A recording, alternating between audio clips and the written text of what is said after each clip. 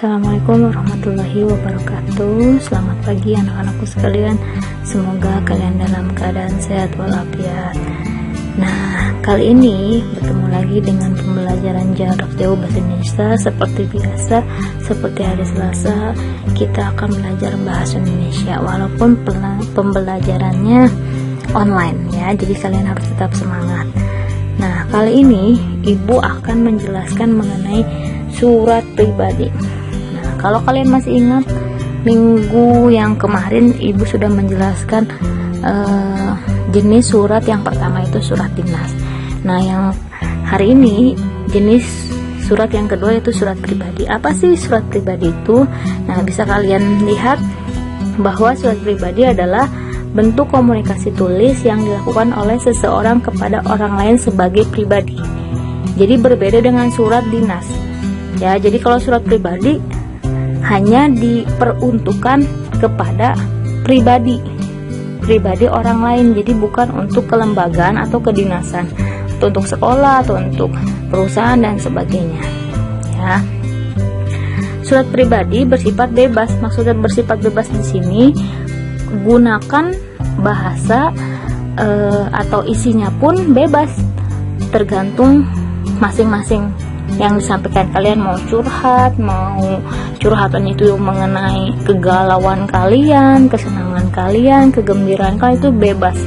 Makanya di sini sifatnya bebas.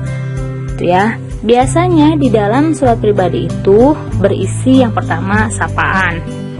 Ya, yang kedua itu ucapan selamat, entah itu selamat ulang tahun, selamat apapun itu boleh ya. Dan urusan pribadi lainnya. Jadi di dalam surat pribadi itu karena dia sifatnya bebas, jadi di dalamnya pun tergantung masing-masing pribadinya. Mau menyampaikan apapun itu boleh di dalam surat pribadi.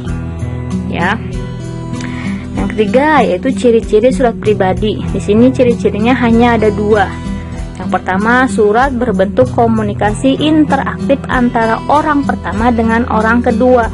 Maksudnya di sini apa? Berbeda dengan surat dinas kemarin. Kalau surat dinas kemarin itu komunikasinya dari orang pertama boleh dikirimkan kepada orang kedua, ketiga, keempat, kelima. Contoh kayak kemarin, pemberitahuan PTS itu kan yang membuat sekolah SMP Wiyata Mandala. Disampaikan kepada siapa? Kepada kamu, kepada teman kamu, dan kepada siapapun yang bersekolah di SMP Wiyata Mandala. Jadi orang ke-1, kedua, ketiga, keempat, kelima, dan seterusnya. Kalau surat pribadi itu antara orang pertama dengan orang kedua saja, tidak ada orang ketiga. Itu ya, jadi hanya berhubungan antara dua orang saja karena dia sifatnya surat pribadi. Tuh. Yang kedua, ciri-cirinya isi surat berkaitan dengan masalah pribadi. Jadi kalau kalian mau curhat masalah apapun kepada teman kalian, ya itu berarti kalian membuat surat pribadi, bukan surat dinas. Itu ya, itu ciri-ciri dari surat pribadi. Mungkin untuk minggu sekarang pembahasannya hanya segitu dulu ya, dari pengertian, sifat-sifatnya, ciri-cirinya, apa saja di dalam surat pribadi itu. Mungkin itu saja yang Ibu bisa sampaikan. Untuk strukturnya, untuk unsur kebahasanya mungkin minggu depan Ibu akan sampaikan. Kali ini tugasnya hanya mencatat. Jadi ingat, catatan ditulis di buku bahasa Indonesia, bukan di kertas lembar, karena catatan ini untuk kalian belajar. Kalau tidak ada catatan, bagaimana kalian belajar? Kalau misalnya ada ulangan, kalau misalnya ada latihan, jadi kalian tulis di buku bahasa Indonesia dan tidak dikumpulkan. Karena beberapa minggu lalu itu masih banyak yang mengumpulkan catatan. Yang dikumpulkan itu hanya soal-soal yang berupa pertanyaan.